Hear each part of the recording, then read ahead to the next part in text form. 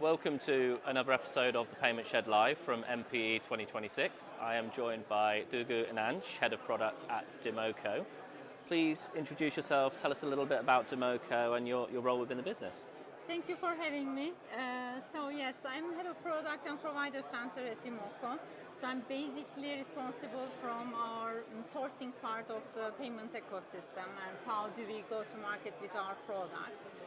Dimoco is a full-fledged payment provider. We are providing to digital-only businesses, to online merchants, a coverage of a lot of payment methods, and open banking is also one of them. And full European market coverage? Exactly. We are a European licensed payment institution, so full European coverage. It's our core market, and also local and DACH region, German-speaking countries is also one of our focus. Brilliant. Lots of markets you guys are in there. Why Dimoco got an open banking license in the first place? Yes, we are actually one of the early movers in Austria. We got one of the very first open banking licenses. Dimoco is a mid-sized payment service provider, and we are supporting our merchant base with very variety of payment options. But in our size, it's not always possible to have everything, end-to-end or cover everything. So we are more focused on customized solutions based on our merchant needs. And having our own license always gives us the flexibility as well as time to market. And we are faster and we are flexible for our merchants. And PSD3 is obviously into the kind of weeds now. How much of an impact has that had on you guys and also open banking? Yes, we are very much looking into it with hopeful, eyes, because yes, we are testing on PSD2 open banking infrastructure, and like everybody else, we have our pain points of standardization, pain points of reporting and everything. So we are more looking forward to more standardized solutions across the ecosystem, and I think it will also be very important to look into more embedded finance, more like an enabler, and we will not be only talking about banking infrastructure anymore, but everything on the finance and embedded finance ecosystem. Well, if we haven't learned our mistakes from PSD2 over the years, then we've probably made a mistake along the way preparing for PSD3, right? I mean, it took a while for PSD2 to happen, and it might be the same for PSD3 in terms of like, it'll be a journey, right? It'll have different steps that we all have to go through. And when you look at A2A payments, and there's always the comparison of, there's cards and it's account to account, and they're competing with each other. And I think we're kind of getting to this point where people realise the two can work happily in harmony with each other. But when you look at an A2A transaction specifically, what makes it so seamless? Why is it such a nice payment method for a customer to use? First of all, the bank is there. The traditional payment method everybody is accustomed to, everybody is familiar with. And in the best case scenario, in the best case flow, we have an app-to-app user journey where everybody is feeling more comfortable with. Actually, open banking, pay by bank is now leveraging very much this big trust factor of the commodity and the traditional banking ecosystem. So it's an enabler. Still, I believe in that. But of course, there is still more room to get there. And the other part of it, I would say, is payments real time, 7 days a week, right? Do we talk about that enough? With card payments on weekends, so you've got the benefit of getting paid in the moment, 24/7, 365. Yes, and now card systems are taking it as an example to themselves.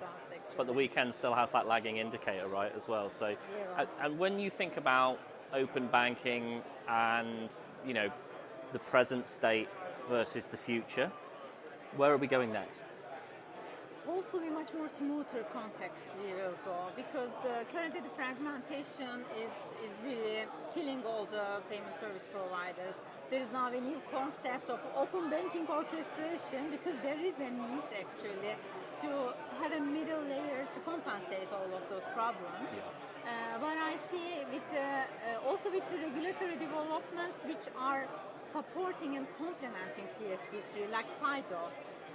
So we are going into more intuitive mechanisms right now, and I can see already an upcoming second wave of open banking.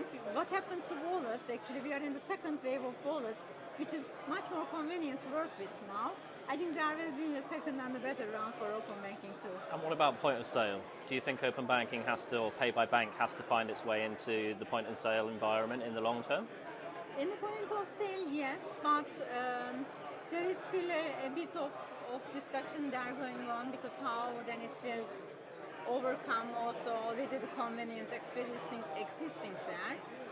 But it will get together with the wallet acceptance, because we also see a lot of wallet acceptance growth on the point of sale, and then enabling all of these different methods we are then talking about will then be available through these interfaces. It's interesting because we look at Kevin. Unfortunately, it didn't work out for them as a business, but they had that real focus on pushing the point of sale product, and it just felt like it was a little bit too early in the open banking journey, maybe for that pure player as far as point of sale open banking was concerned. But I think when we look at the movement into the wallet for pay by bank, that feels like the right time where point of sale adoption then will kind and of... point of sale becomes digital, Yeah. so there will only be digital payments left in the end. Do you think there is going to be a kind of gradual market share grab as far as card payment traffic is concerned? We're going to see A2A starting to eat into those volumes annually. That's my favorite question. Because I see the payment ecosystem, especially in digital payments, like a pie. Yeah. The new enablers and the new players actually just make the pie bigger, because they enable more people. So I like to think from that perspective, actually, because you can never eat a pie with one slice, right? You need to slice it down. So every user will have the convenient pick of their own choice. And I really think that open banking is more of an enabler and making that a bigger pie. And we saw in Brazil with Pix how it brought more people into the financial ecosystem. Exactly. Do you think that's going to happen in Europe? Are there still sort of unbanked communities in the European market where you think open banking can bring them more into the financial ecosystem as well, like we've seen with Pix? I mean, they have to eventually.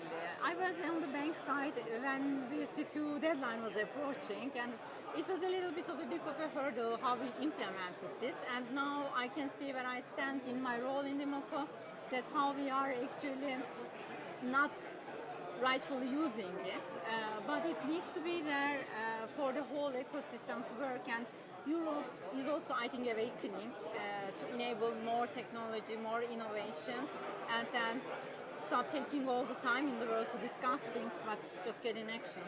Yeah, your point about fragmentation was really interesting, because I do feel like something we've heard on the podcast, since we've been doing it as well, was not everyone was certainly working from the same API or central API, and there's been one version in the UAE that's been built, one in Europe, one in the UK, and you almost want the same open banking framework globally, right? If A2A is going to become a cross-border payment method, not just with things like Wero in the European market, but actually a payment method where if I'm coming over from Brazil and Pix, I want to be able to pay by Pix and use it in any country in the world, right? Exactly.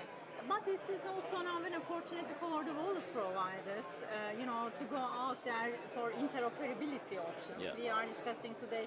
Now also a big discussion in Europe, if we have a European solution or not, if it is successful or not. But basically all these solutions need to work together to enable more innovation and more convenience for the users in the end. Otherwise we are so late. Interoperability is Justin's favourite word. He's over there behind the camera, but he loves to say that word. It's his favourite word in the world. So we like to ask everyone about merchant payment ecosystem, right? We're at MPE in Berlin. Why for Dimoco is this such an important event for you guys to come to? We are here for several years now, and I find it very useful and very intense to have all the discussions in our ecosystem, also with our partners and providers. It's a big enabler for us. These 3 intense days of rounds actually very efficient for us. I think it is also, it's not huge, but it has such a good content. Yeah. Also when you go to a session, around the corner, every corner I'm seeing someone that I know I worked with. So it is like a cultivation hub. Yeah. Everyone in the payments sort of knows each other, but what I found is really good about it is the merchant volumes that are here. You get to speak to the vendor side, the payments provider side, but you've also got some really interesting merchants in the room. And again, with A2A, getting course. their opinion, I think, on open banking and how they see that maybe fitting into their stack moving forward is something Yes, that's really it interesting. enables us also to collect those insights from the big merchants, with all the discussions, with now the AI talks, open banking talks, and every other solution. It's also a good way to exchange with them. We come here with different things. I'm more on the sourcing part, but also our head of sales is also here Yeah. to get through this round. So what is good then for MPE is actually it provides us the whole picture. We can see both ends. So you mentioned AI, so we everyone always likes to talk about We have to AI. touch It's the that. buzzword, but as you've said, I wasn't going to ask, but as you've said it, AI and open banking, is there some sort of happy harmony? Is AI going to help us again with maybe acceleration of open banking adoption? I hope so. I really hope so, but I don't think that's a quick win, and it's not. It will not be one of the first things that we will make use of AI. I think, because in the heavily regulated banking environment, we know what it means, to get another perspective. No, so I appreciate that. Let's hope that. So the last question, every guest that comes onto our podcast, we have a segment called the Shelf of Shame, where you nominate something in payments or fintech that if you could banish forever, never to see again. So what are you bringing today for our nomination from Dimoco? So never to see it again. I would say this. I want to see a little bit of more transformation from regulatory push towards a more cultivating commercial model. Because what we are enforcing the banks to regulate it, to be obliged to do something, what we have at hand, how usable it is, and how much we are suffering then afterwards. I really want to transform it in a more win-win models that we need to think to create about, also working on the regulation, because we are always missing this part, and then it takes years to clean that up. Okay. So lack of collaboration between the regulator and delivery to the market. I like that. Yeah, I'm happy to put that on the Shelf of Shame. Well, thank you very much for joining us today. Thank you too. And enjoy the rest of MPE 2026. Thank you for having me.